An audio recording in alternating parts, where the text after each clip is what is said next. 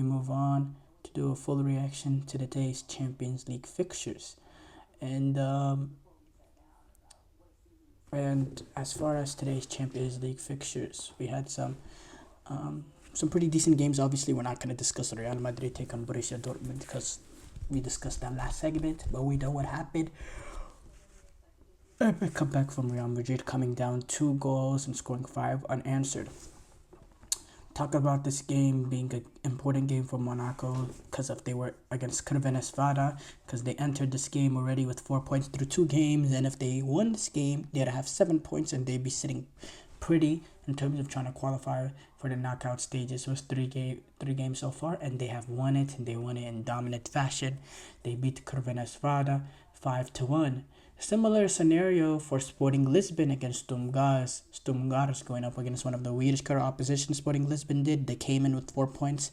A win here would have put them in a really good position, 7 points through 3 games, and they got that result. So those two teams taking advantage of weaker opposition, taking the points when they come, brilliant from those two oppositions. Girona, they get their first win in this Champions League campaign, first Champions League that they played in. This is a Girona team that has relatively struggled this season with the loss of a lot of key players.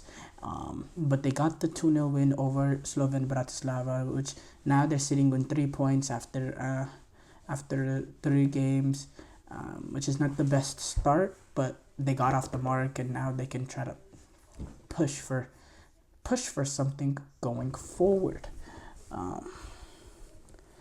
Milan as well. Milan, big game for them. They only had they didn't have a single point coming in, and they really needed to turn it on because AC Milan getting eliminated in the group stages would just be a complete and utter disaster.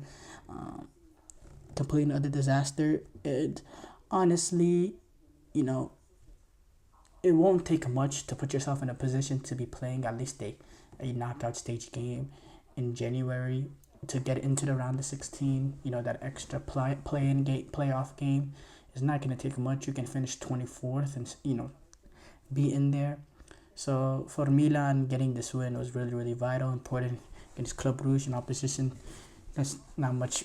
That's pretty poor in Champions League standards. Christian Pulisic, what a player. He continues to be consistent. That's all we wanted to see, some consistency, and he's been absolutely consistent. He's been available. He's scoring a lot of different type of goals. He's driving past players and showing his quality. He's taking advantage of set pieces. He's the penalty kick taker. Now he's scoring Olympiacos. Scoring direct from the corner kick. He is just an X factor, and when he's hot, there's not many players in this world better than him. He's really, right now, he's playing like a world-class player and a world-class talent, and they need to go through more than him. I firmly believe he is a more consistent player than Rafael Leao. Now, Rafael Leao, maybe at his peak, is more dangerous and would cause a little bit more trouble for an opposition, but in terms of, but Christian Pulisic, he can be as a nightmare, and he's doing it on a consistent basis as well, and he is dominating. He really is, in my opinion, more important to this AC Milan team, and he's been a great signing up to this point. He's doing it in big games in the Champions League, and he scored in that game against Liverpool as well, scoring goals here. We know at Serie A he's one of the top goal scorers as well, and great win for AC Milan. They brought back some of the players that weren't involved this weekend, which we assume was because of the penalty kick incident. You had Fikayo Tomori back into this team, Theo Hernandez back in this team as well, and they won and played pretty good in this game, taking advantage of the San Siro crowd. Good win for AC Milan. Important win for AC Milan as well. Huge win for AC Milan. Where should we go next? Let's go with Juventus getting shocked. Juventus, who've had a good season so far, suffered their first loss in the season. They haven't lost at all first loss in their first loss of the season. They had 4 draws in Serie A, 4 wins, 4 draws, but they have not lost a single game this season. till today. It came against Stuttgart. Um, it came at home at the Allianz Stadium, which makes it just a little bit worse. Uh, they didn't necessarily dominate the game as you expected with them playing at home. They got a red card in the 84th minute. I thought Stuttgart was still the better team before that red card, and they had the better chances to win. You look at the stats. The red card came in the 84th minute, but this is the stats over the 90 minutes. Stuttgart had 51% of the possession. They had 10 shots on target to 1 for Juventus, 22 shots for Stuttgart, for 7 for Juventus. I have to say, Stuttgart, they were comfortable. Juventus, the goal came late with Bilal, but Juventus didn't play good football at all. And they haven't really played the most scintillating football this season, per se. But I was surprised in how Stuttgart looked. Stuttgart, they play a good game at Bernabeu, and I don't believe that they're scared of this. This pressure of that comes of going away in the Champions League. But the way that they played, I thought it was very, very impressive. And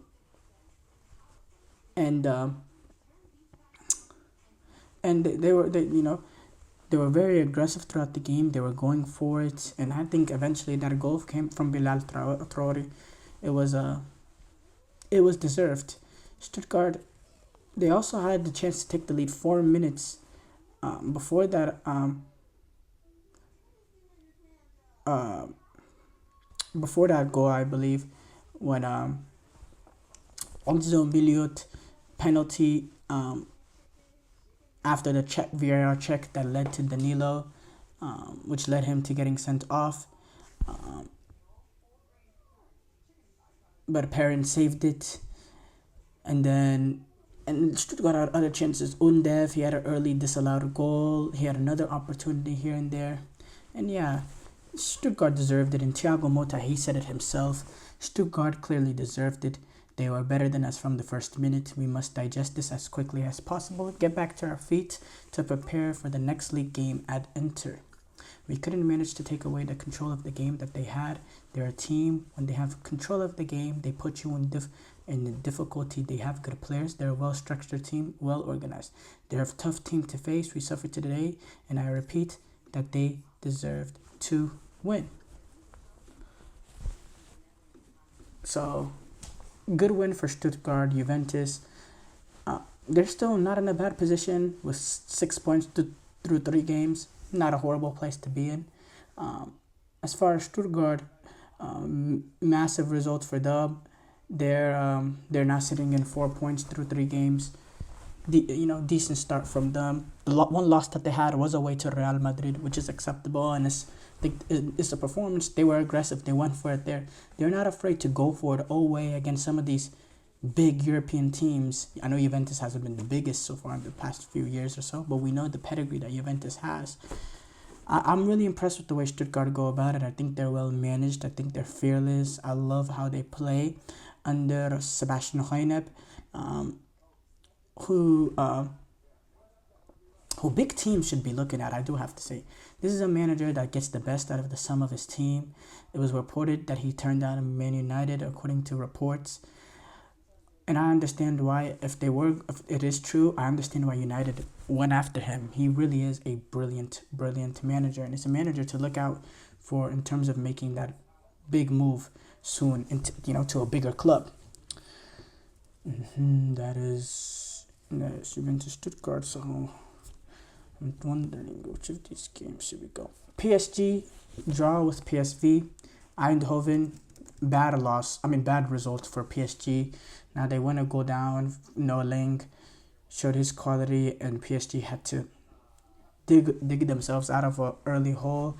Achraf Hakimi eventually got the equalizer, but I expected a better response to their last Champions League game. I think playing this game at home, I thought it was a real chance for PSG to send a statement, to get that sour taste out of that, out of that disappointing loss that they had to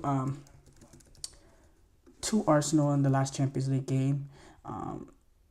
But PSG lackluster yet again. They've been lackluster so far this entire Champions League campaign. Girona, they didn't, lack that cutting edge.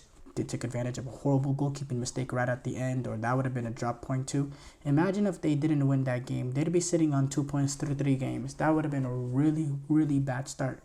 And PSG, they really looked poor yet again. Um, and they're still sitting with 4 points after 3 games, which is not bad. Um, but I just thought PSG just looked so lackluster, and it's disappointing.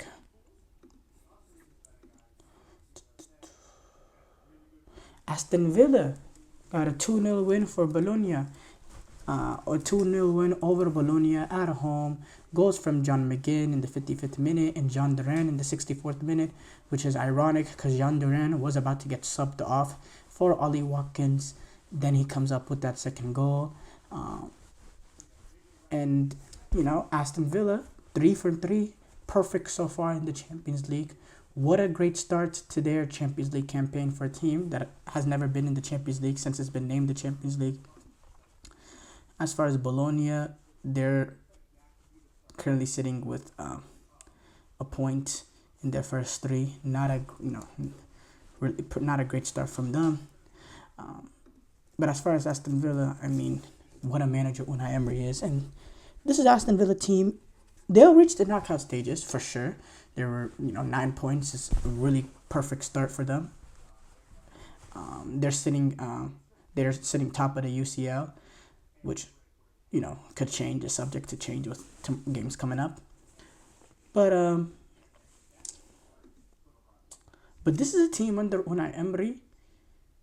They haven't conceded a single goal in the Champions League. They could be a dangerous, sneaky team in this Champions League. I'm not saying they're going to win it. I'm not saying they're going to go to the final or anything like that.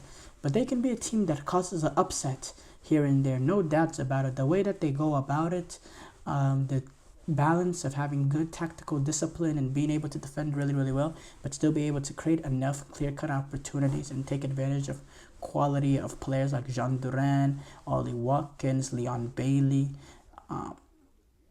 This is a really, really good team, and they can attack you in different ways. And they're being managed by a brilliant cup manager. We know what Unai Emery has done in the Europa League. He's also led Villarreal to a Champions League semi-final with the huge, lack of budget at Villarreal. If you compare them to direct teams that they're competing for in the Champions League, getting to that team semi-final, I think is, probably even more impressive than all the Europa Leagues that he's won. He's a great manager, Unai Emery is, and if you can take Villarreal to a Champions League semi-final, why can't you take Aston Villa, with a much bigger budget? In my opinion, this team has more quality when it comes to the individuals as well. This is a team to look out for. Last game, Arsenal, who are coming off that bad loss that they suffered to Bournemouth, and goal came in the 29th minute. It was an own call from Riznik to give Arsenal the lead against Shakhtar Donetsk. Partey played a really, really good game, controlled the game with and without the ball. But again, wasn't the most impressive showing. But Arsenal, they did get the result. But I do have to say, this team does lack creativity right now. They're not the most, they needed an own goal to get this scrappy sort of win.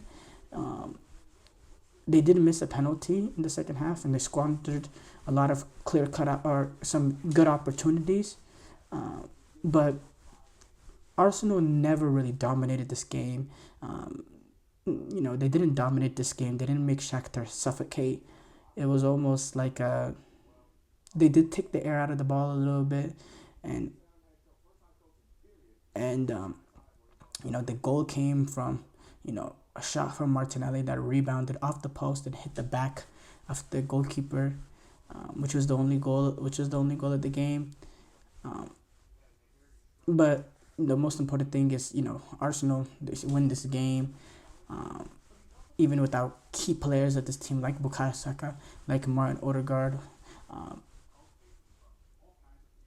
and Calafiori actually, he picked up an injury after landing awkwardly following a challenge.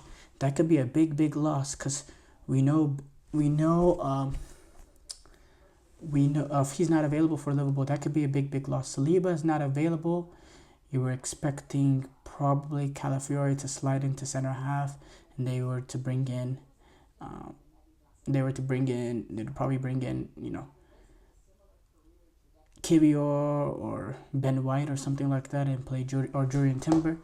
Now makes it even more difficult for Mikel Arteta to adapt to that injury going into that Liverpool game, because that's a big game against a huge team, and you don't want to put yourself in a vulnerable position there.